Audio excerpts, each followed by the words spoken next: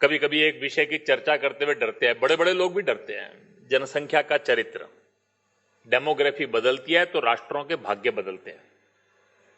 21वीं शताब्दी में दुनिया में 3 देश बने हैं नए, लेटेस्ट 3 न्यू कंट्रीज, जिसको यूएन के अंदर मान्यता मिली है। तीनों देश दुनिया के अलग अलग महाद्वीपों में हैं, लेकिन तीनों की कहानी एक ही है। एक इंडोनेशिया से अलग होकर ईस्ट तिमोर बना, एक सर्बिया से अलग होकर कोसोवा बना, और तीसरा सूडान के 2 हिस्से होकर एक साउथ सूडान बना। अरेबियन मेजोरिटी का मुस्लिम कंट्री सूडान, उसके 2 हिस्से हो गए। क्यों? क्योंकि सदर्न सूडान जो है 60 साल के अंदर कन्वर्जन बढ़ते बढ़ते that become a Christian majority area. Indonesia का एक हिस्सा ईस्ट तिमोर, उसमें 90% क्रिश्चियन हो गए, वो ईस्ट तिमोर अलग हो गया।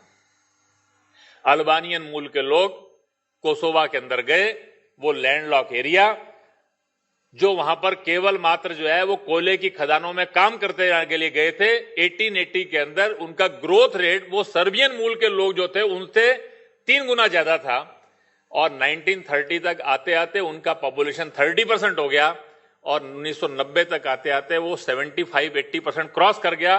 कोसोवा अलग देश बन गया। ये तीनों देशों की एक ही कहानी है कि उस देश के रहने वाले जो मूल लोग थे वो माइनॉरिटी में चले गए, दूसरे लोग बढ़ गए। हम इस जनसंख्या के चरित्र के बारे में जागरूक है क्या? 1881 में भारत का पहला सेंसस हुआ था, वो अविभाजित भारत पाकिस्तान बांग्लादेश सब मिलाकर। भारतीय मूल के मतपंथ जो थे, इंडियन ओरिजिन के जो अपने रिलीजन्स थे, उनके मानने वालों की संख्या 80% थी।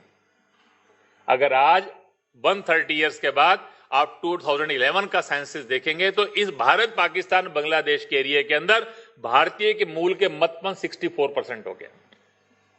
16% कम नहीं हुए, 20% लोगों ने 80% को 16% कम किया।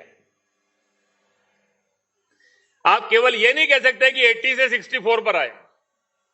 वो 20% ने वो 80% को 64 पे लाया। वो उसका इंपॉर्टेंट बात है। देश की आजादी के समय 89% भारतीय मूल मतपंथ के लोग थे, 11% भारतीय मतपंथों के नहीं थे। आज 2011 के सेंसस में 83% हो गए। 11% लोगों ने 89% को 6% कम कर दिया विद इन 60 इयर्स।